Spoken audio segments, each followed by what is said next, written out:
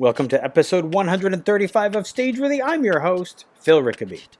Stageworthy is a podcast about people in Canadian theatre featuring conversations with actors, directors, playwrights, and more. Have you had a chance to listen to the Toronto Fringe Roundup from this past Saturday?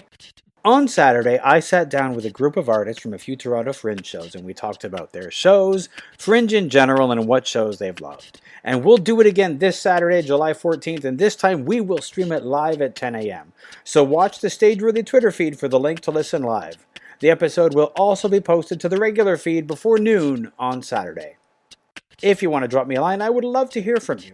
You can find Stageworthy on Facebook, Twitter, and Instagram at StageworthyPod, and you can find the website at StageworthyPodcast.com. If you want to drop me a line, you can find me on Instagram and Twitter at Phil Rickaby, and my website is philrickaby.com. My guest this week is Eliza Martin, whose site-specific solo play Harvey and the Extraordinary is on now at the Toronto Fringe Festival.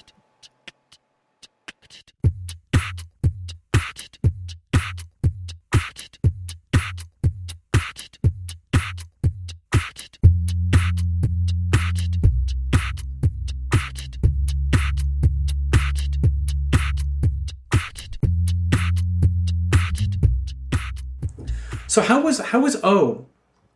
You performed that in the spring. In last fall, actually. Okay. Yeah, it went well. Yeah? It went well. I was excited. It was my first, foray into self-producing. Mm-hmm.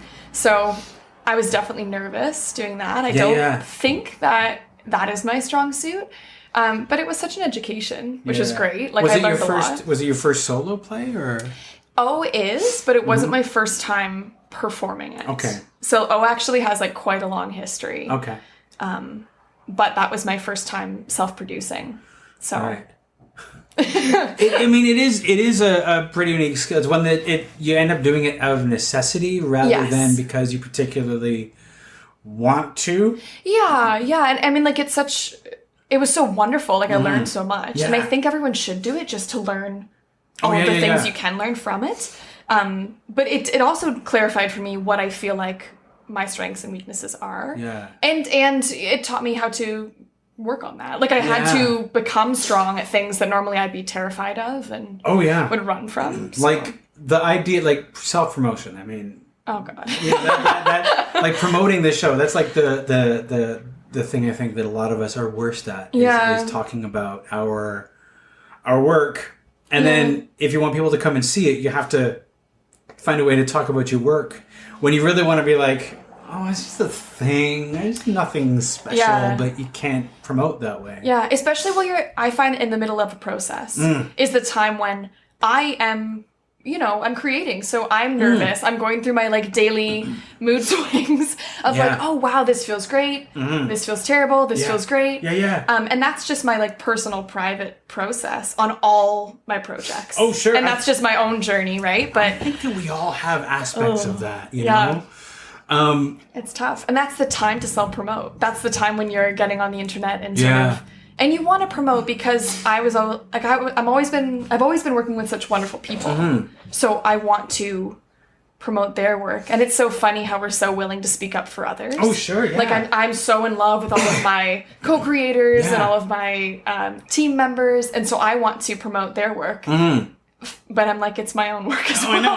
Funnily enough, I'm attached. I should learn how to do it for myself, too. Oh, I know. And it's so hard to do. It's so hard to do.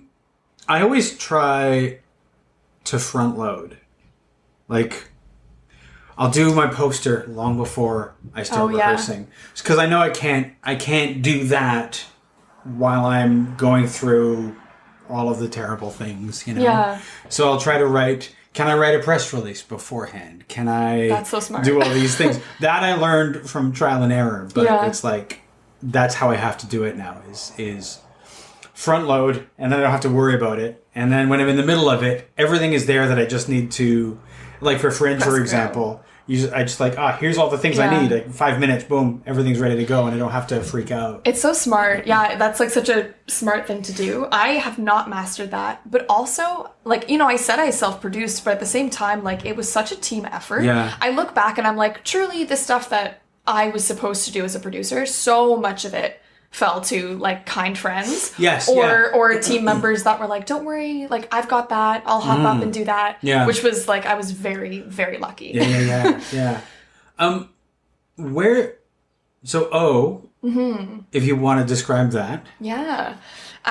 So essentially, O is my first solo show, and it follows an actress, Lee, as she plays Ophelia in a very poor production of Hamlet. Like poor as in it has no money, or it's a bad production? No, it's a bad production. Okay. and sort of just a bad situation for her. And it kind of, in general, explores the life, the onstage and offstage life of the ingenue. Right. So it's about the characters, who those characters are in plays, and then who plays them, who those actors are, who continually play those parts. Right. And I'm really fascinated with that. And I kind of got hooked onto it. So I originally started working on O in 2014 when I really wanted to write something about Ophelia. Like I'm very interested in Ophelia, and I was very attracted to all these like images of her and the way that we perceive her. Yeah. And so I did a workshop when I was still in school, exploring some of the text and some of how she's portrayed in other pieces. And then I came away from it kind of shaken. Like I didn't necessarily love what I came out with. But the beautiful thing that I came out with was Ali Joy Richardson was in the audience, who's a friend of mine. And then 2 years later, she called me up and she had a slot in the Paprika Festival in the director's unit. So she's one of the directors, and she was like, how would you like to do O with me at the Paprika Festival? And so we met for coffee, and we kind of like jumped into this wild process of essentially like scrapping what I had before, which was what I wanted to do. Like I said, I kind of wanted to let go. It was wonderful to inform what we had, but I didn't feel like I wanted to use much of it. And then she pushed and encouraged me to write my own material, and then the two of us created the new version together. Nice. So that was in the Paprika Festival, which was such like a wonderful, wonderful experience and such an education. It was terrifying and magical, all rolled into one. It was very scary for me, but it was so special and important in my life journey. Was your first performing a solo piece? Essentially, yeah. I mean, aside from exercises in school, it was my first. And it was also my first time performing my own writing, which is why I was so terrified. Like absolutely. I was, but Ali was such a rock, and was the reason I did it 100%. But she, like, sparked in me this like love of doing it, and then that still is the heart of the piece. And then I have now extended it, and the most recent version was directed by Rebecca Ballerin, but now it's like a longer, more kind of like fleshed out version, just because in Paprika we had a 30-minute slot, which was what we had back then. It was perfect for what we had, and then I wanted to keep adding to it and exploring it, so it's been like kicking ever since. What is it that made you want to perform a solo piece? I think I've always been attracted to solo theater. Like there's such a beautiful challenge. I always find it like when I attend solo pieces, I'm amazed at what they come out with. Like the way of storytelling, the storytelling methods that they use are so creative. Because you can't rely on things you normally would. Like I think about when scenes shift and change in other theater, and you know, even as something as small as an actor or like a unit of a scene, right? An actor enters or a character exits. Or like I don't know, like things that I find very traditional. And then rethinking that and having to scrap it and sort of say, okay, does this person become a new character? Or is it a sound change or a lighting shift? Or does this object that I'm holding become an entirely new object? There's just so much creativity. And so I was really attracted to that. And I think the reason I started thinking about it when I was still in school was because I wanted to be able to work on something after graduating. That I kind of had control over. Just because I think there's so much waiting by the phone, or there can feel like there's so much waiting by the phone as an actor. And I wanted to know I had something of my own to think about and work on in my own time and put energy into. So I think it came from that, honestly. And then after that initial workshop in 2014, I didn't think it would go anywhere until Ali sort of rescued it. You mentioned the terror of performing it the first time. And I definitely, I relate to that. The first time I performed my solo piece, The Commandment. Yeah. I did it at Hamilton Fringe, and I thought, oh, it's going to be such a great day. I'm going to go see some theater before I go to do my play piece. Everything's fine. And then I woke up that day and I was like, oh my God, I'm performing this in front of people today. Yeah. And the day turned into like this wreck of anxiety. Yeah. And I couldn't think of anything else, Yeah. But after I did it the first time, it was so freeing. Absolutely. It's electrifying. Yeah. Like I think about, I totally experienced that as well. But even just the moment of standing in the wing alone and you're about to walk out, and for me being like, I'm not going to leave this stage at all. Yeah. And I am entirely alone. Like nothing is so... I know. It's like we're trained for, it's okay. If you lose your line, your partner can help you. We're trained to be a unit. It's true. Then when you're doing solo, it's like, no. I got to get myself out of this. Yeah. So... And that in itself is such a challenge, too. Like, aside from the actual piece. Yeah. Just that feeling of, like, flicking the switch, walking on, and then knowing you're not going to leave. It's only you. Yeah. And when you, like, play all those anxieties in your head, as we all do, of going, like, okay, that one moment that I get a little nervous about dropping that particular line, what's going to happen if I do? Yeah. And then having to live through it. Yeah. Like, a lot of it was having to, like, live those fears. Yeah. And be like, and I survived. Yeah. And we do. And we do. And I found it interesting and kind of addicting, actually, to be able to take an audience on a journey just yourself. Yeah. Like, it's just, and especially if you wrote it, it's just you. Yeah. And it's your words, it's your acting, it's, and you've taken them through this. And I would finishing each night just on a high. And then when it's done, just being like, I need more of this. Yeah, absolutely. Yeah, I felt that as well. Yeah. It's such an interesting animal, like solo theater in itself. Yeah. And it is like, I keep talking about how terrifying my first experience was. And it was just because I have never done it. Yeah. And I think as a female in theater as well, we don't necessarily get given the same opportunities to carry shows, quote unquote, carry shows. Yeah. And I think about like the number of times that I have, it's the same feeling of starting a show, but I have so rarely begun a show as like a female actor. Yes. It's so rare that I'm the one that gets to start. And so it was that moment as well, like getting used to that feeling was a very different thing. And again, just knowing, it's all me. And I'm a very relaxed performer when it comes to working in an ensemble. I love working in a team, which is kind of funny, like that I do so much solo theater now. But I love being in that team, and I find it relaxing to kind of volley. Yeah. I don't mind when actors, like I like to pick up for people, and I love when they pick up for me. Like it's just such a beautiful feeling. Yeah, it totally is. It's just great and weirdly relaxing. And entirely different in solo theater. Yeah, because your scene partner is the audience. Yes. And they can't help you with your line. No. It's like your scene partner doesn't know what's coming next, so they can't actually rescue you. Yeah, and I do think after a while you gain that piece again, like you regain it. Yeah. And suddenly, there's that like wonderful feeling that you can feel on stage sometimes where you just like look out and there's just total stillness. Yeah, yeah. And you actually become relaxed, but that took me a while. And it still takes me a while at the beginning of every piece. Oh, yeah.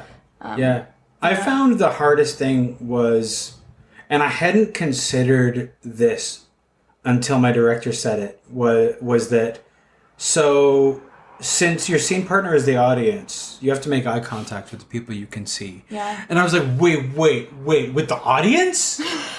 Like, those people? Yeah. And no, but he was right. And I couldn't do it the first time. I had to cheat. Yeah. But after that, I realized that he was absolutely right. Being on that stage and, like, connecting with people. And it was the difference between talking at them and talking to them. And talking at them didn't draw them in, but talking to them did.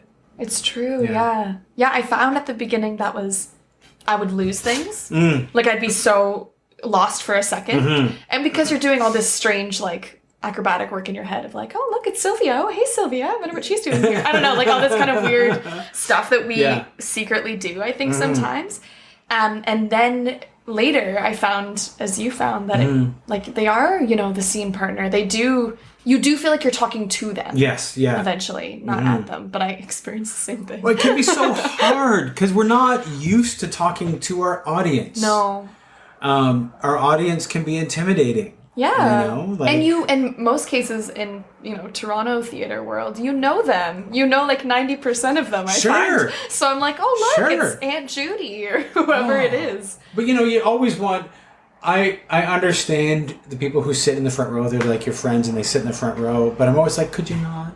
Because I'm going to look out and I'm going to see you. And my reaction is not going to be my character's reaction. I can't help but react to you. Yeah, it's hard to work past that. Yeah. It is, yeah.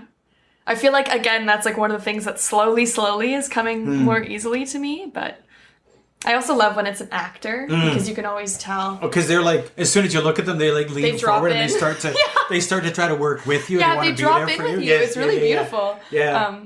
It's always funny when it's like somebody who isn't in theater and you look at them and they immediately fold their arms. Yeah. And they're like, no.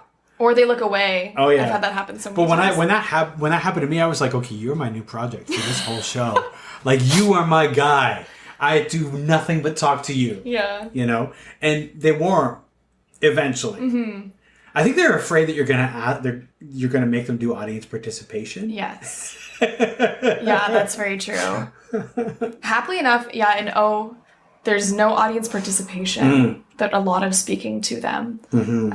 But it's interesting because I don't know if you experience this, but I, as an audience member, really don't like audience participation. Oh, I hate audience participation. If I'm not on stage, I'm really happy to not. I'm happy to just watch. But the thing is that, like, because I know that I hate audience participation, I don't tend to put it in my show. It's so funny you say that because I had the opposite reaction. Okay, that's fair. My second solo show, Harvey and the Extraordinary, is almost all audience participation. Warning, this show is at Toronto Fringe, so if you were thinking of going it, there will be audience participation. Yes, it's flagged as such on that. They actually ask you to point it out. I've noticed in recent years that that's like one of the warnings that they'll give for a show. This show has mature themes, coarse language, and audience participation. You're like, that's a warning now? Yeah, it's a warning. So it's pretty interesting. Yeah. So, Harvey and the Extraordinary, if you would tell me a little bit about what that's about. Yes. So that show it's site-specific and interactive. Okay. It's a solo show, and it's about an 8-year-old girl that puts on a mime performance in her garage. So you as the audience attend her performance, and then once in there, she kind of takes you on this journey that's a little bit unexpected. Okay. And it, as a show, explores what it means to feel special and extraordinary as a child. Yeah. And what inspired this show? So it's not autobiographical. Okay. But it is has anecdotes that are from my childhood. Okay. As well as from the childhood of Neil Silcox, who's my director, dramaturg, co-creator. And I ended up writing it because I was at a talk with Haley McGee. You know Haley McGee? No. She's a really wonderful solo theater creator. And she really inspires me, but she was kind of talking about just the like fearlessness of doing solo theater. And I'm really inspired by how she kind of pulls ideas out of anywhere and everywhere. And I think at this moment in time, I guess this was last winter, I had felt like I had been working for so long on O and doing all these different versions, and I just kept kind of running into walls with it. It's been a very long process. So it's been about 4 years now that I've been working on it.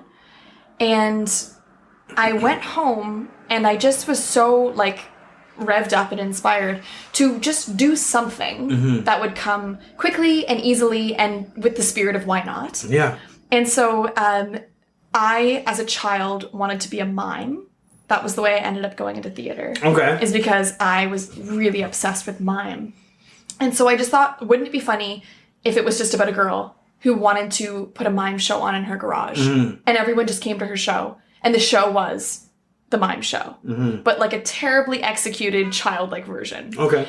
Which is not actually what the show has become. Okay. But that was sort of the impetus. Sure. And then I wrote all night. Like I just wrote, and a bunch of stuff came out. Not all of it stayed. Some of it did. Sure. And then the next day I emailed Neil Silcox, who's a good friend of mine and a former teacher, mentor, wonderful person, and said, like, what do you think of this? Do you want to do something? And he was like, yes, I'm in. Nice. And so that's where it began. And then it's like evolved ever since that. Nice. And also was heavily inspired by my work I do. I work with children a lot in early childhood education, arts education. And so the character Mimi, who's the main character, is like very much lifted from a lot of my interactions with them.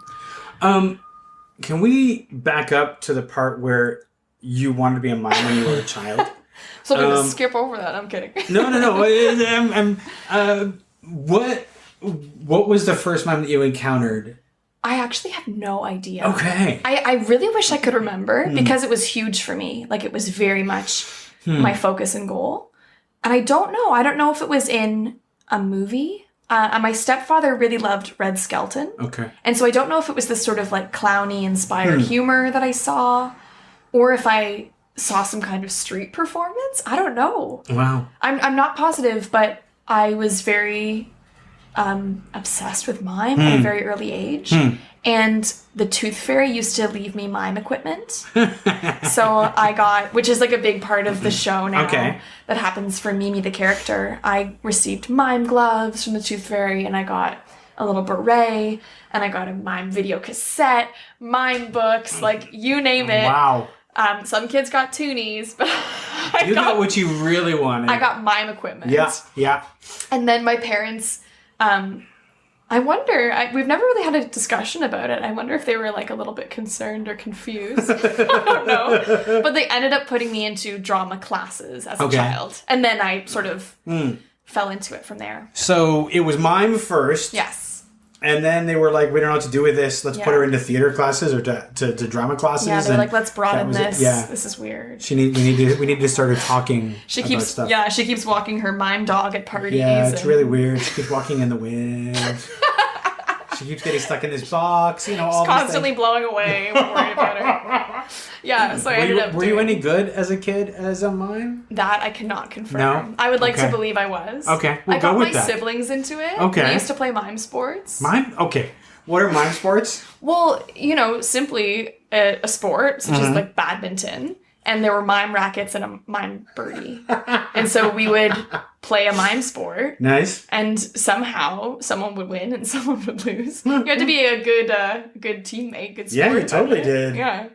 There could be no, I didn't miss. Yeah, no. Yeah, no. They really went along with it. Nice. I should thank them for that. You really should. They taught you how to work with others instead of being a solo mime. They did, yeah. I'm a middle child, so I learned it from a young age. Yeah. I had that going. When you started doing drama classes, at what point did you decide that like this was the thing that you were going to do with your life? You were going to do theater? I don't know that I had a particular moment. I think I just always knew. I don't know. There are moments I've definitely had, those like beautiful kind of cathartic moments where I'm like, oh wow, like this is it, like this is what I love. But I think I just always, I don't know, I think I just decided. Somewhere along the mime phase, or and somewhere you decided this is what you were going to do, like for your life. Yeah. So you don't remember like figuring out that you could do that for a living? No, I don't remember figuring that out, but I grew up in Toronto, so I was exposed to theater from a very young age. My mom used to take me to YPT, and we would go to Soul Pepper. Yeah. Like I remember seeing The Importance of Being Earnest when I was 11, and I was obsessed. And I went to the library and I took out The Importance of Being Earnest so I could read it on my own. And I wanted to be Cecily. I wanted nothing more to be Cecily. I was so obsessed.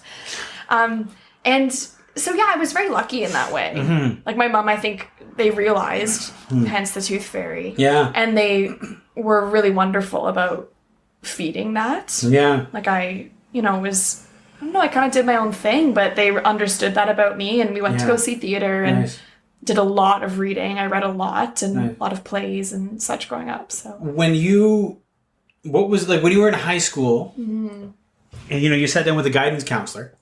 Or did you sit down with a guidance counselor? I did. Yeah. Because when I sat down with my guidance counselor, and they said, okay, so now we need to start thinking about what we're going to do and what you want to do after high school. And I said, I already know I want to be an actor. And they were like, oh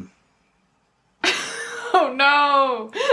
Because they were ready to be like, okay, so you can get a B, you can go to university, you can do this, engineering, all this stuff. They had all this stuff, and they had no idea what to do with theater or actor. Yeah.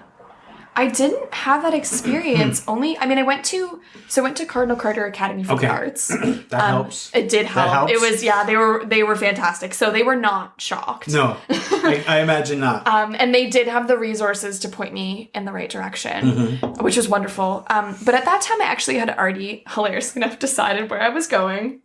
Okay. And where was that? So I went to the University of Toronto, the Mississauga campus, and it's called the Theatre and Drama Studies program. So it's the University of Toronto and Sheridan College. I've had a few people come through here who've done that. Amazing. Yeah. So you graduate with the BA from U of T, and then you have your acting diploma from Sheridan. Nice. And it's all in 4 years. So it's a wild 4 years. I can imagine. It's action-packed. Yeah. But it was wonderful, and it was just, for me, it was just what I was looking for.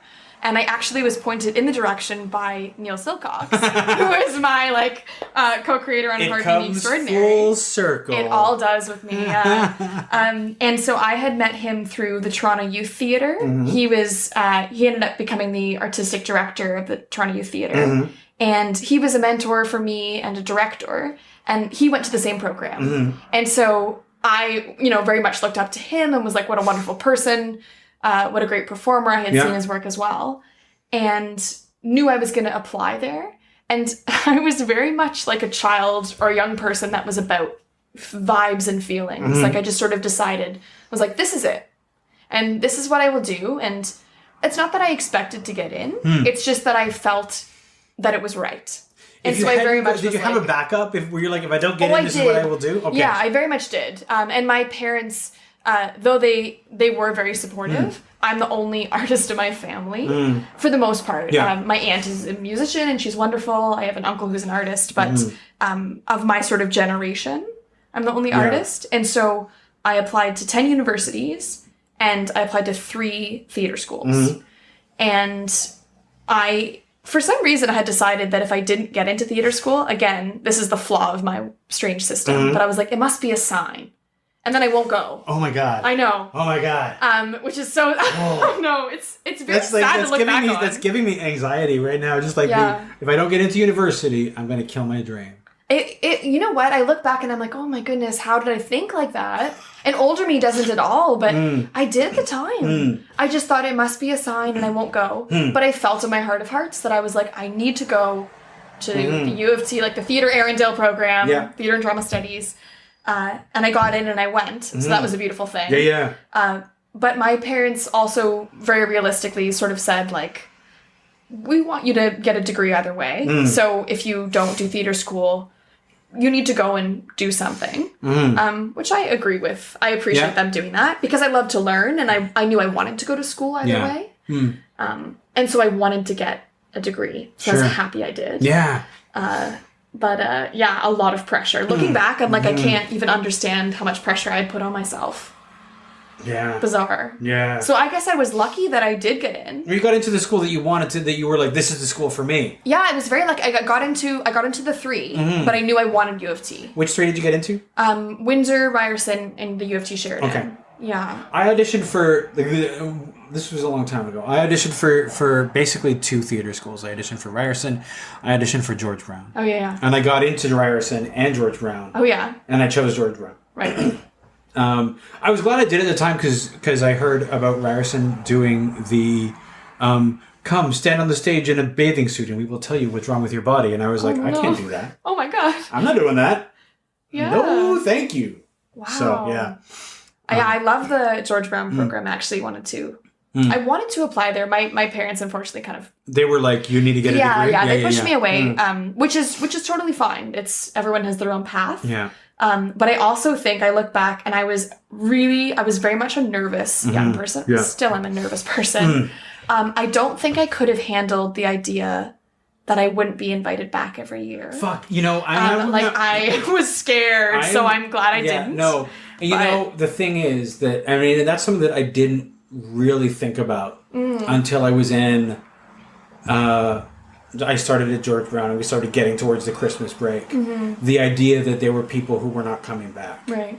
And after that time, and I stayed by the skin of my teeth, but that was just fear for the rest of... And you don't do your best work when you're afraid. That's what I worry would happen to me. Yeah. I'm sure for some people it like really invigorates them. It just does not for me. I would shut down. Yeah. And much more so as a young person. Yeah. Like I went to school. I was still 17 when I went to school. Okay. And I look back and I was so young. Yeah. So young. And I felt so young and nervous and scared and like really had to work through a lot of stuff. I guess at that point, most so. of the people that you were going into school with were 17? I mean, I have a late birthday, so that was sort of part of the reason. But I find with theater school, a lot of people come in from different, their own background, different journeys. Yeah. And so we had an age range within my class. Oh, that's good. I was a bit jealous of the older people. I was like, I wish I had more perspective, but I was just terrified. Yeah. It's funny because... when I was in theater school, most of us were like right out of high school. Yeah. Maybe somebody had taken a year off, and one person was 30 and had lived and come in. They were a favorite of our acting teacher, who often said to us, "I wish I could have you at 30. You're just so young." And we were like, "Yeah, but teach us." But anyway, and so all of that has taken you to solo performance. Yeah. And did they talk about solo performance when you were at school? Did they talk about that at all? Or even self-producing? Not a lot. You know what? Self-producing a bit. My program was really wonderful for instilling this kind of DIY attitude within us, which was great. So we all learned, the first 2 years of our program, we actually learned the technical side of theater. So we all needed to tech the main stage shows. So I was set crew for 2 years, if you can imagine. I had a pink hard hat and I rocked it. Right. I really enjoyed it though. It was wonderful to learn, and I think it's super important. Because it just gave you a wonderful respect for the people that do those jobs. Yeah. And in many people, it inspired them to pursue that. Yeah. A lot of people did that as well, which is really cool. Yeah. So they were really great for giving this like well-rounded understanding of the theater world. And we actually had a project in our third year of school where you had to create your own solo show of sorts. But it was based around your greatest fear or weakness. So it was for me, a very different exercise. Yeah. In that I didn't enjoy it. I'm surprised that you decided to do a solo show at all then. I mean, it wasn't that I didn't enjoy doing it alone. I think it was that it was based around my biggest fear and weakness. And as I said, I was a very nervous person and I did feel very young in theater school. I still feel very young in many ways, but I mean, I had a lot of learning and unlearning to do. And so it was hard for me to go in it alone. And the point was that you had to do it alone. Right. So the way that I give so much credit to the teams that I work in because they absolutely carry me. Like they make it possible because they all know so much what they're doing and I rely on their knowledge. And then when I was in school doing that, it was just you. And they, at the time back when I was doing, I think it's definitely changed since, but at the time you weren't supposed to show anyone. And a lot of people didn't want to talk about it really. And there's this sort of air of secrecy because I think it was based around your fear or weakness. Right. And so you did feel really alone, or I felt really alone. Again, some people I'm sure really thrived. Were you told not to talk to people about it, or is that just something that... It was. I think it was more the culture of each class. My class wasn't so much like that. They're pretty like friendly group of goofs. but we weren't allowed to show it in its entirety to anyone. So a lot of us sort of sought out help or advice from older students or from professors, but we weren't supposed to show the full piece to them. So it was really, I found it really isolating. Yeah, I definitely, I think I would be in the same boat with that because first off, if the culture is basically don't talk about it, now you are building up the fact that you are going to reveal to everybody what your greatest fear is. Yes. For the first time. And it sort of implies that you're going to conquer it. Yes. You know what I mean? Like, there's this expectation that you're going to do something that's, like, mind-blowing. Yes, and because of this, I no longer have my fear. Yeah. And that's not really how fear works. Not at all. No. Not at all. And it didn't at the time, it's kind of sad, but I think about your classmate with, like, the idea of being 30, and I wish I could do theater school at 30. Oh, fuck, I wish I could go back. Yeah, or I wish I could do that exercise. Honestly, since I did it, I had to heal for a while. But after that, I wish I could do it every year.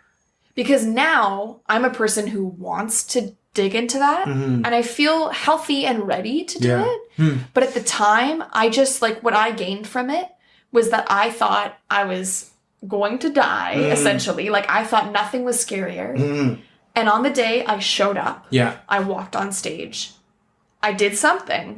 No memory of what. And I walked off stage. And I lived. And that's what I gained. Sure. So I think other people had a different experience where they were like, wow, like, I feel like I really opened something within myself. I stood up there loud and proud. I did this, I did that. And for me, it was that I got through something I was so terrified of. And I woke up the next day. That was my deepest fear, and I did it. But when it was done, like, did you feel like it busted you open, or like, because you mentioned that you had to heal after? Was it rough? Was it difficult to reveal that about yourself to people at the time? It wasn't, only because I didn't reveal what I thought I was. I didn't think that was my fear. Like, I thought my fear was something else. I was going at it with, like, the content. I dug into content that was really upsetting to me. Like, it was very violent, a lot of, like, sexual violence, just stuff that's really, really hard and, like, harrowing to present on stage and to do as a performer. And I thought that was my challenge, and it was challenging. And actually, I think my challenge was working against myself. Was just, like, being in a room alone and looking at this huge thing that I felt like I was going to be judged so harshly on. How could I possibly do it? And then showing up and doing it and going home and going to bed and getting up and realizing the sun rose again. Like, and living my life. And it was helpful ultimately, because I was like, well, you know, I think we build up those challenges so much in our minds. And then when we actually live through them, we're like, okay, I did it last time. You're going to live again. You're going to be all right. You're going to live through this one, you know? So that was helpful. But I did struggle. It's not what I thought I was going in there to do. And it's not, I think it took me a long time to understand that. It took me probably years, in fact, to walk away and be like, you did your challenge. Your challenge was to take all of that fear and just and do it anyway. And to realize you're okay and catch yourself. To be able to catch myself was surprising and, like, really important to me. And so that piece is not the piece that you eventually performed. It's not. You filed that away. I did. And never looked back. No. And that's, you know, that's nothing wrong with that. No, because that was an exercise at school. It wasn't something that you were necessarily supposed to turn into anything more. Yeah, it didn't feel like my piece. I had so many great friends who did pieces that I think they felt it in the room as they did them. And the way people responded, it was a piece that I was like, you need to do this again. You need to take this. And I don't think they expected it, but it kind of blossomed. And for me, it didn't. It's a wonderful play. It's just, that's not my piece. And I worked really hard to, like, shift my voice while I was in theater school, to challenge myself and to try and, you know, be this sort of, like, every woman vehicle. And when I came out of school, I think I decided I should just celebrate who I am and go more into that. Well, I mean, theater school does tend to encourage a certain blandness. Yeah, you know? In a funny way. And I don't know, I've you know, since I was in school, I graduated in, like,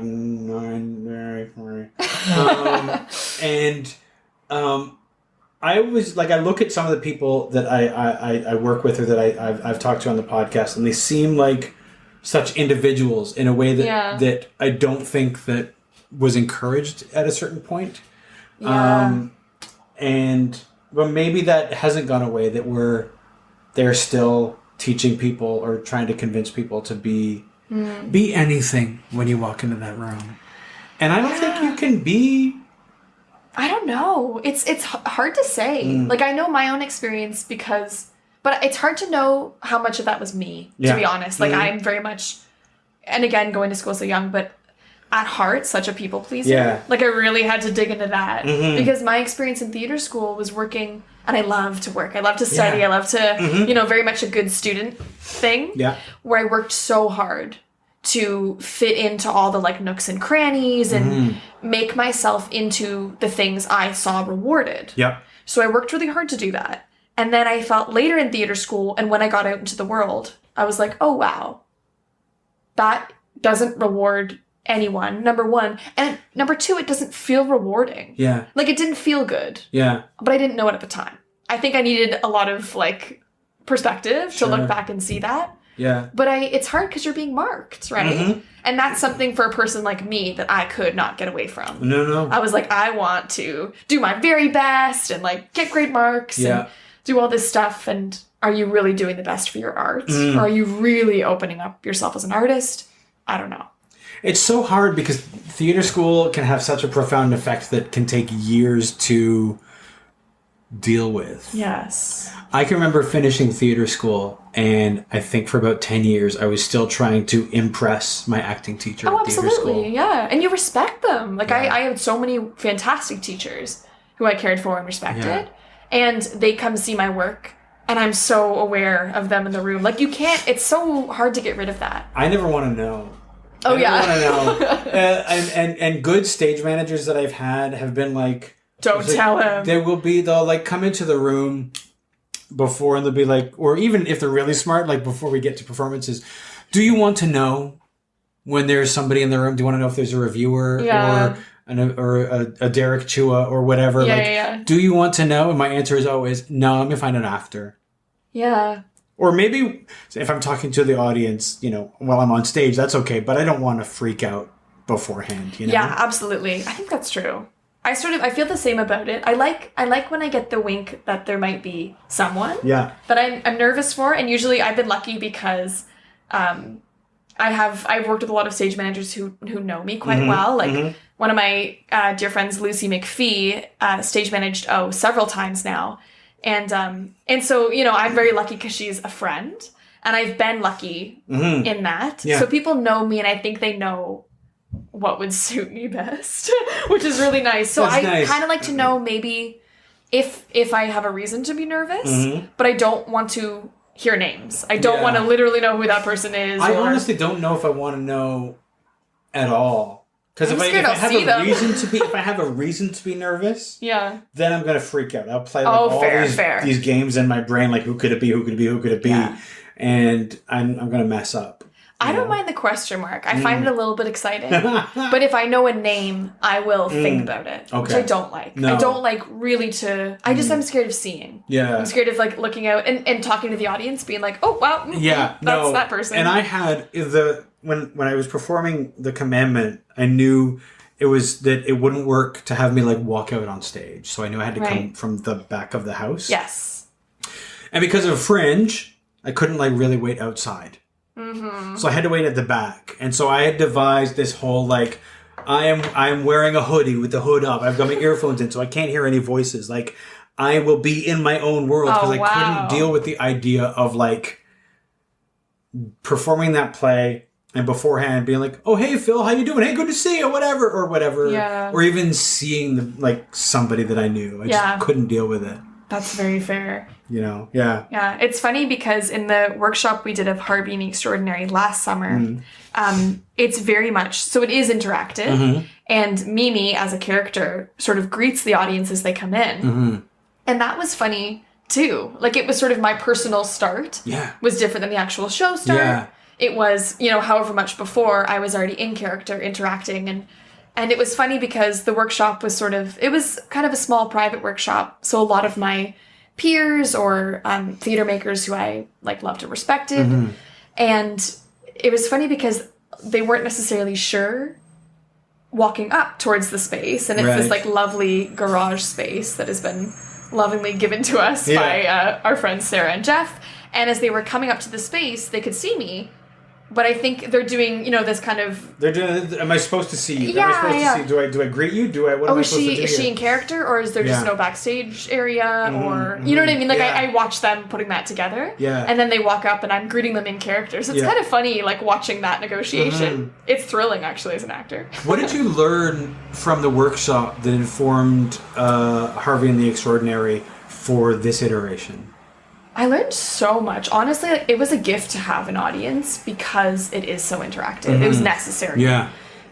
So that was really important, just to feel it. Mm-hmm. And then that made it very clear what parts of the audience interaction, what of those bits worked and what didn't. Mm-hmm. And then we actually had audience members do these little feedback forms, which were really hilarious and charming, and they were in character.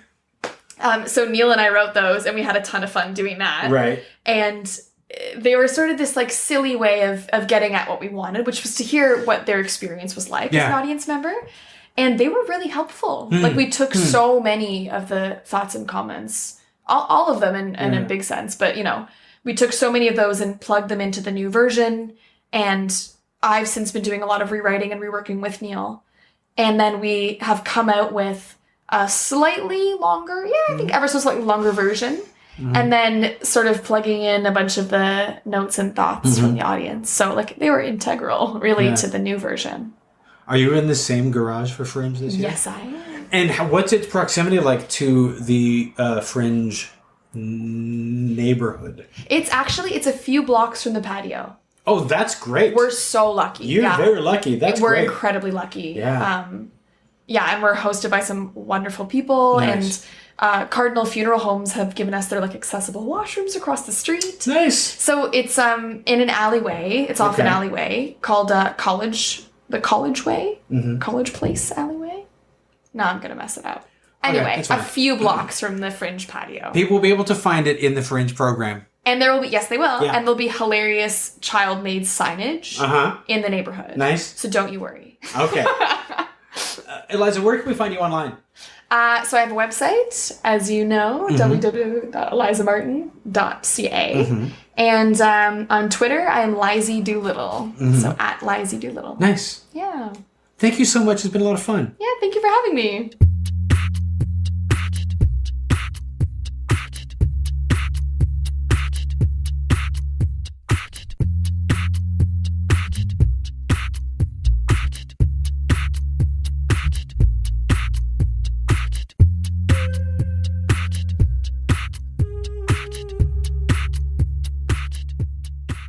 This has been a Homebody Productions production.